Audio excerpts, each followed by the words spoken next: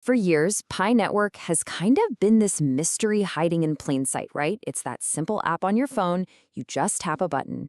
But you know what? That simple tap is now at the heart of a massive, massive shift. So today, we're going to dive into how Pi is trying to transform itself from a social experiment into what could be a whole new kind of digital economy. And that really brings us to the big question. Is Pi Network still just about hitting that button once a day? Or has it quietly been morphing into something way more significant? Because the latest developments, well, they show a clear shift isn't just happening, it's picking up speed.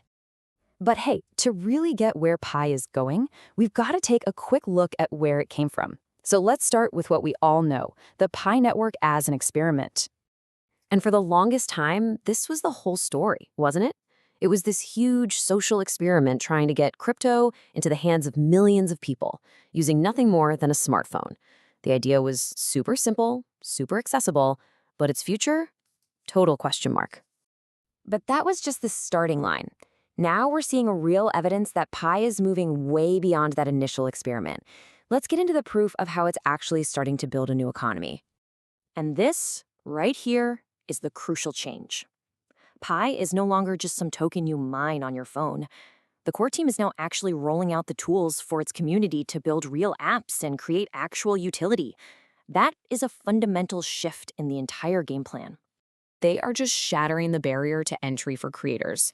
I mean, take the Pi App Studio. It lets you build in Pi payments using simple AI prompts. No complex coding needed. You can even publish your apps for free just by watching a few ads. The goal is crystal clear. Get the community building right now. And guess what? The community is answering the call. We're already seeing the first wave of applications starting to move to the mainnet, the live, public blockchain. We're seeing projects like Worldbanks Pi and FCN Mart pop up. These are early shots at creating real financial and shopping platforms, all powered by Pi.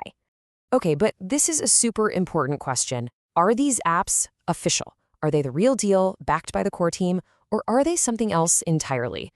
The difference here is, well, it's everything. And the answer, for now at least, is no.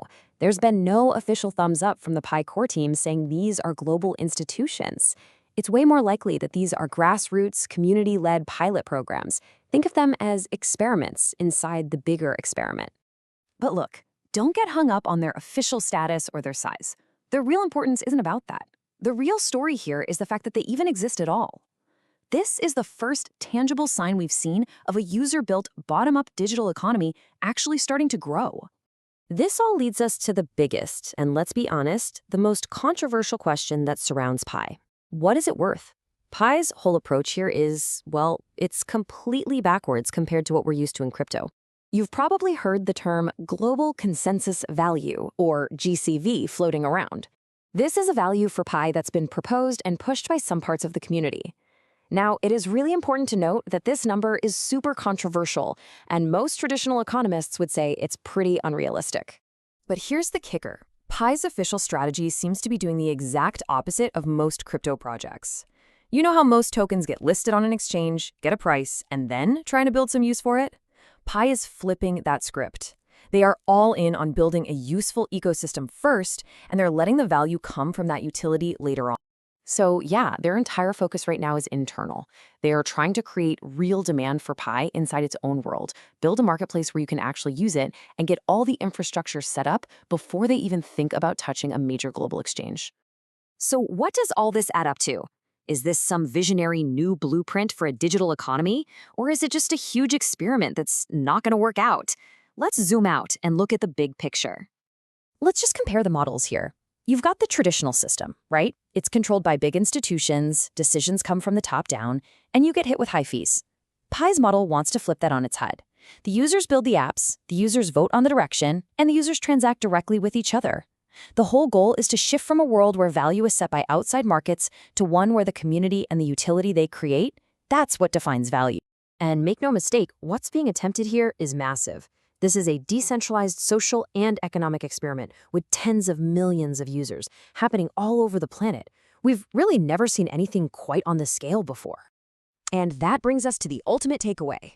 Pi Network is no longer just a theory on a white paper.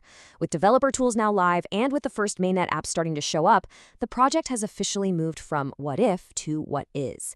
the execution phase has begun. So, whether it succeeds or fails, the experiment is now live and in the wild. It's a bold attempt to build a digital economy from the inside out, driven entirely by its community. And that leaves us with that one huge question that the world is now watching to see answered. Can this incredibly ambitious vision actually become a reality?